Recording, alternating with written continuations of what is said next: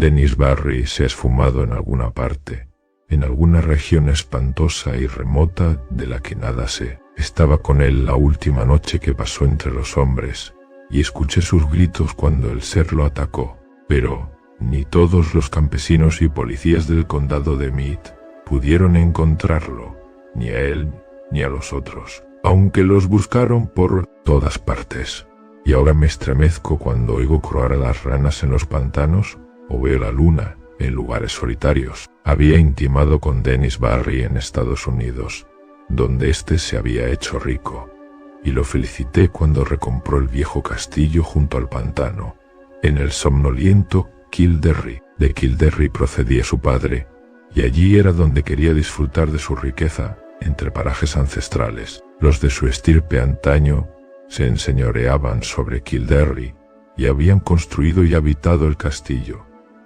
Pero aquellos días ya resultaban remotos, así que durante generaciones el castillo había permanecido vacío y arruinado. Tras volver a Irlanda, Barry me escribía a menudo contándome cómo, mediante sus cuidados, el castillo gris veía alzarse una torre tras otra sobre sus restaurados muros, tal como se alzaran ya tantos siglos antes, y cómo los campesinos lotantos bendecían por devolver los antiguos días con su oro de ultramar. Pero después surgieron problemas y los campesinos dejaron de bendecirlo y lo rehuyeron como una maldición. Y entonces me envió una carta pidiéndome que lo visitase, ya que se había quedado solo en el castillo, sin nadie con quien hablar fuera de los nuevos criados y peones contratados en el norte. La fuente de todos los problemas era la ciénaga.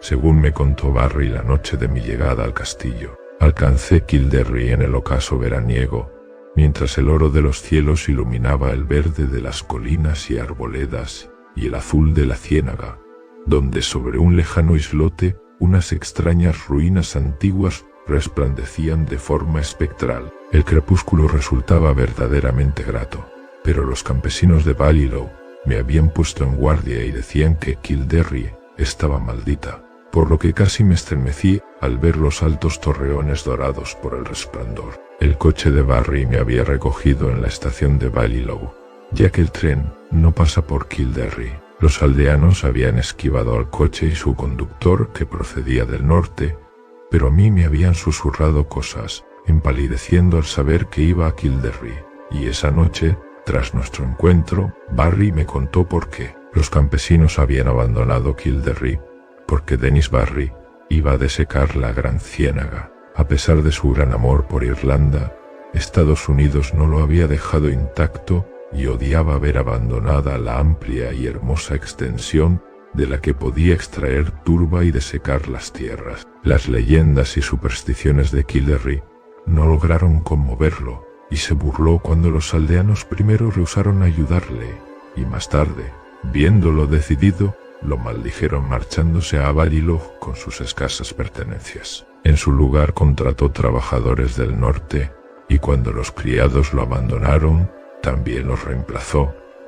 Pero Barry se encontraba solo entre forasteros, así que me pidió que lo visitara. Cuando supe qué temores habían expulsado a la gente de Kildare, me reí tanto como mi amigo, ya que tales miedos eran de la clase más indeterminada, estrafalaria y absurda. Tenían que ver con alguna absurda leyenda tocante a la ciénaga, y con un espantoso espíritu guardián que habitaba las extrañas ruinas antiguas del lejano islote que divisara al ocaso. Cuentos de luces danzantes en la penumbra lunar, y vientos helados que soplaban cuando la noche era cálida, de fantasmas blancos merodeando sobre las aguas y de una supuesta ciudad de piedra sumergida bajo la superficie pantanosa.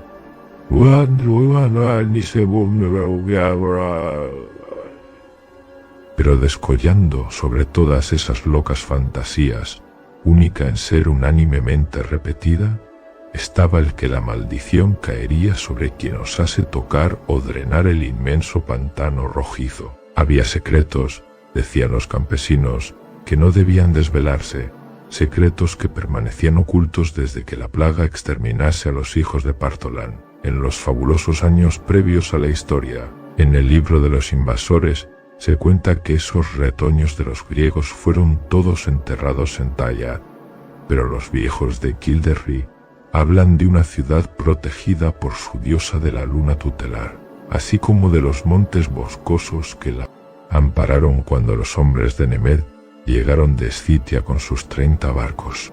Tales eran los absurdos cuentos que habían conducido a los aldeanos al abandono de Kildare, y al oírlos no me resultó extraño que Denis Berry no hubiera querido prestarles atención.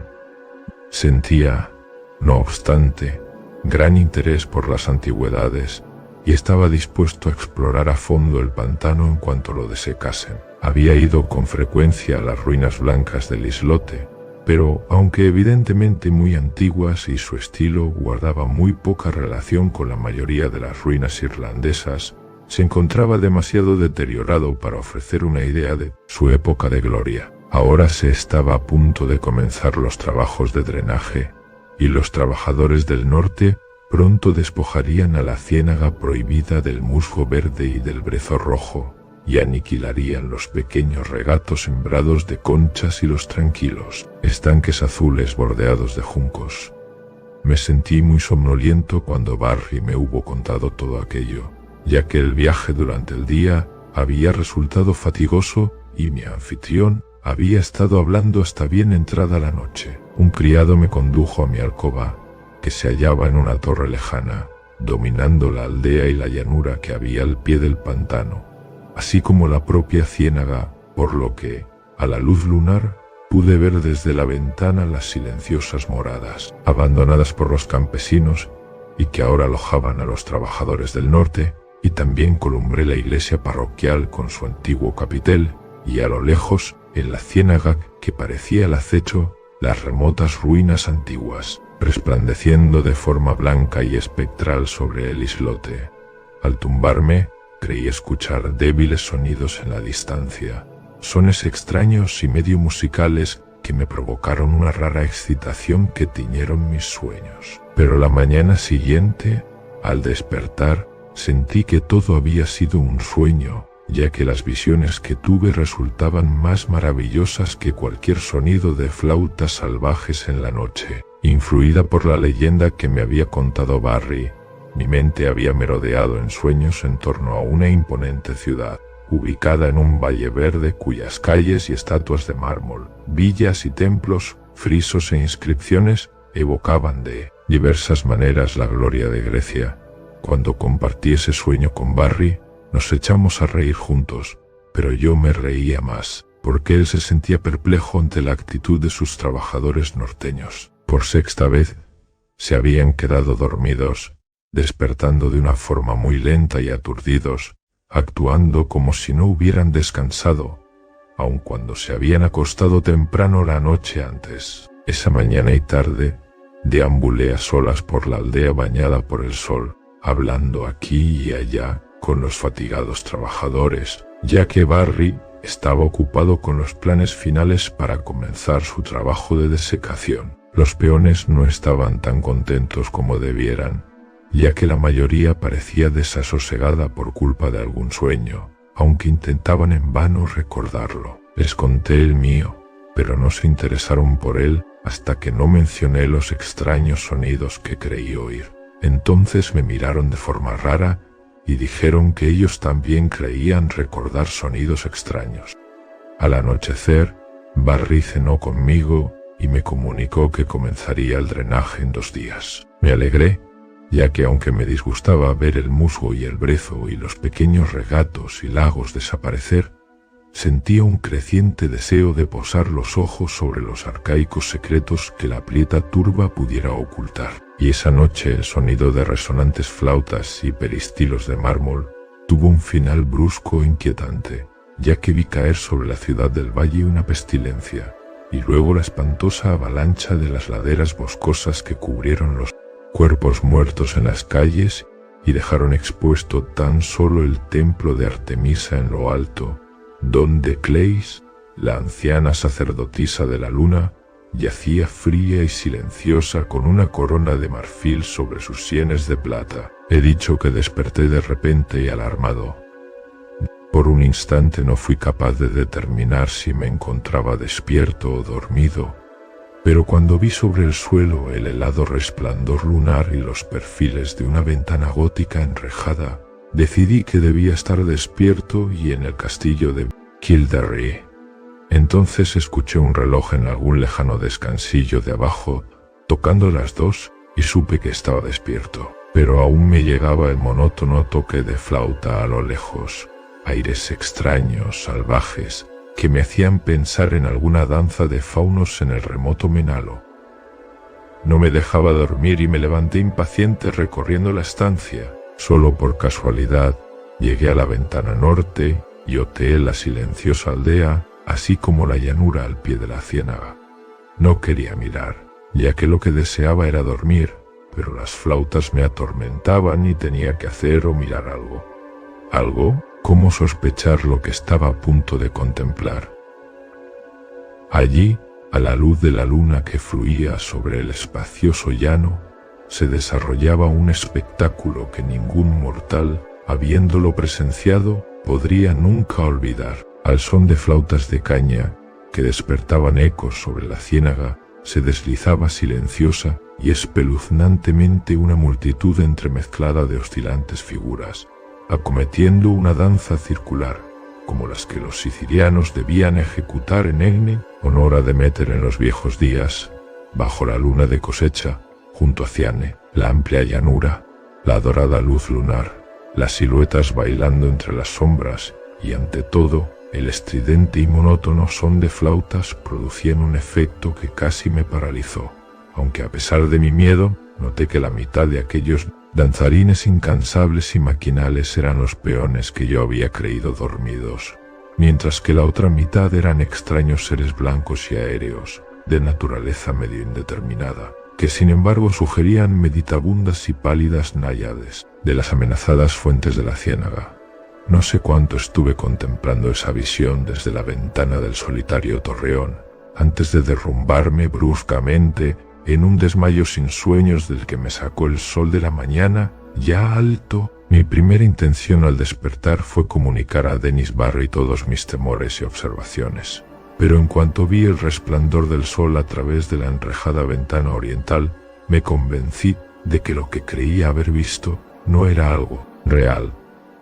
Soy propenso a extrañas fantasías, aunque no lo bastante débil como para creérmelas, por lo que en esta ocasión me limité a preguntar a los peones, que habían dormido hasta muy tarde y no recordaban nada de la noche anterior, salvo brumosos sueños de sones estridentes.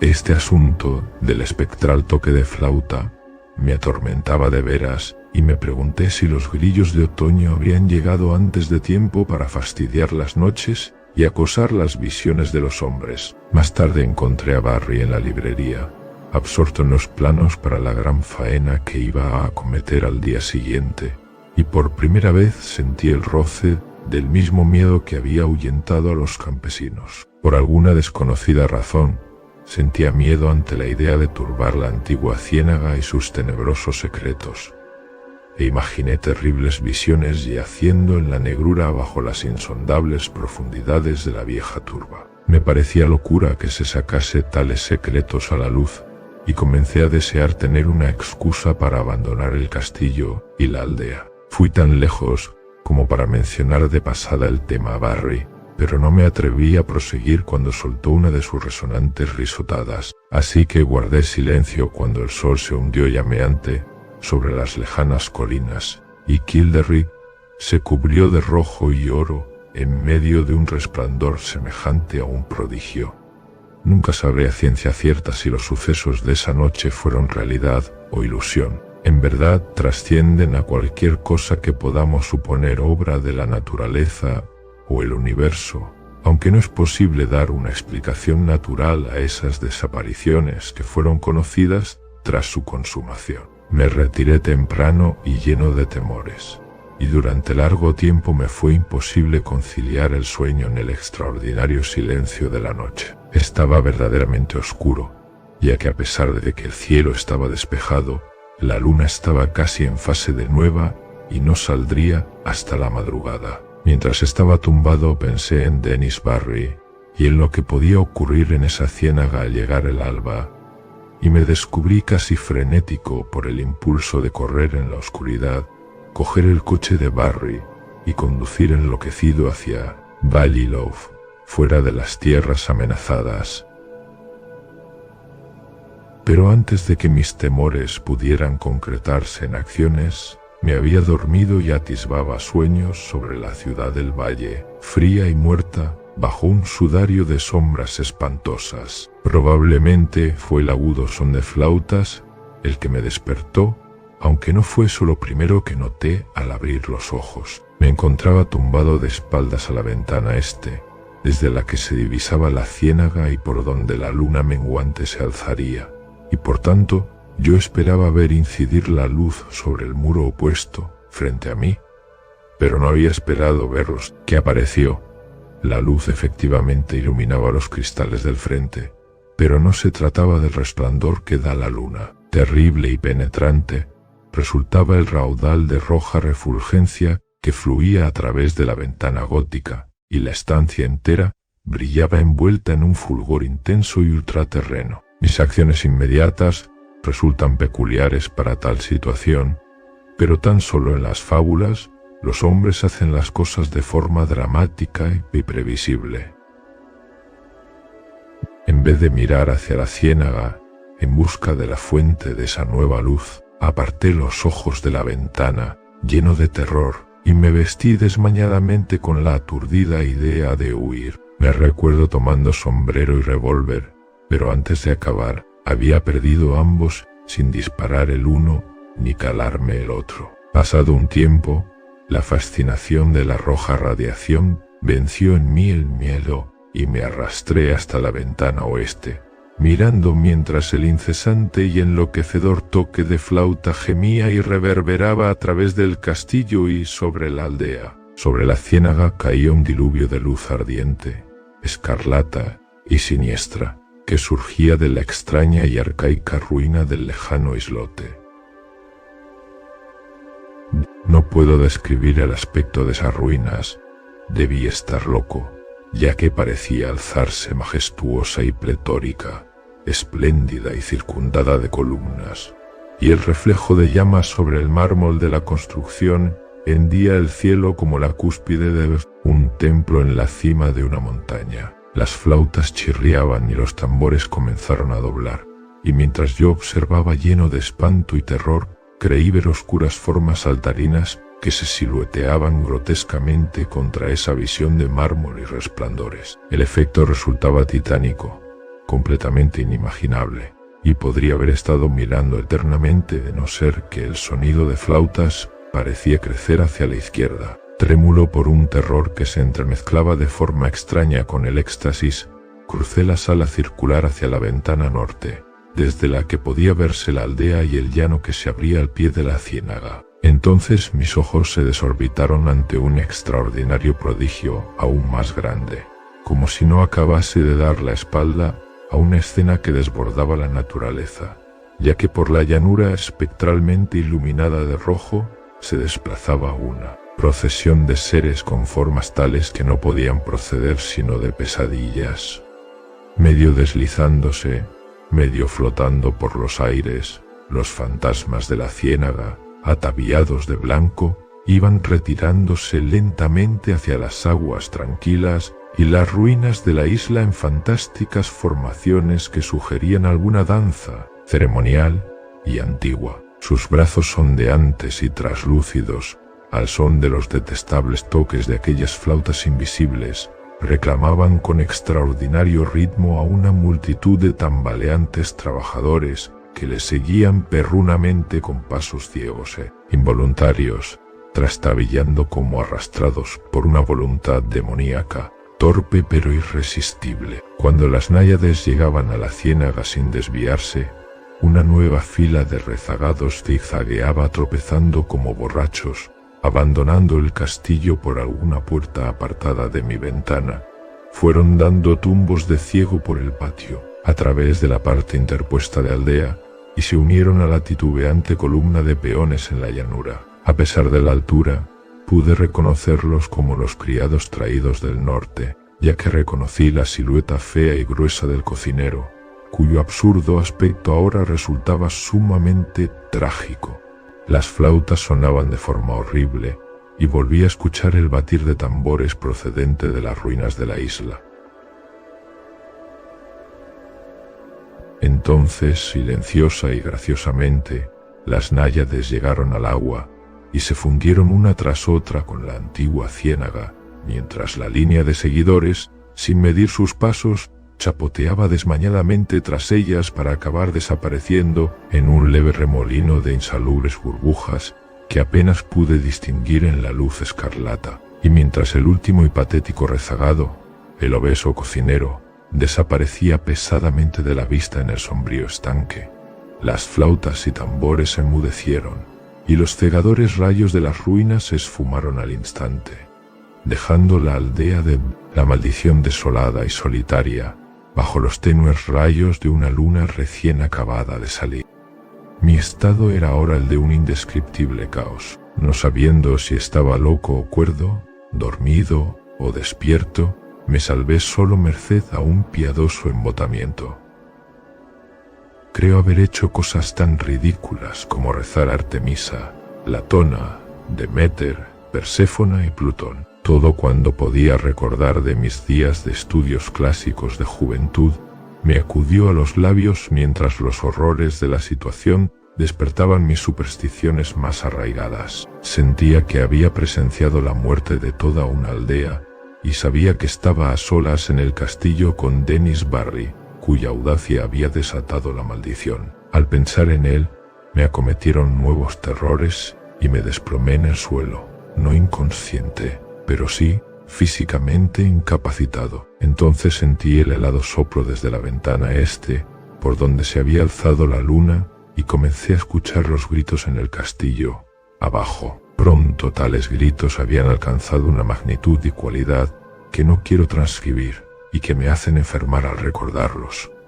Todo cuanto puedo decir es que provenían de algo que yo conocí como amigo mío. En cierto instante, durante ese periodo estremecedor, el viento frío y los gritos debieron hacerme levantar, ya que mi siguiente impresión es la de una enloquecida carrera por la estancia, y a través de corredores negros como la tinta, y, fuera, cruzando el patio para sumergirme en la espantosa noche.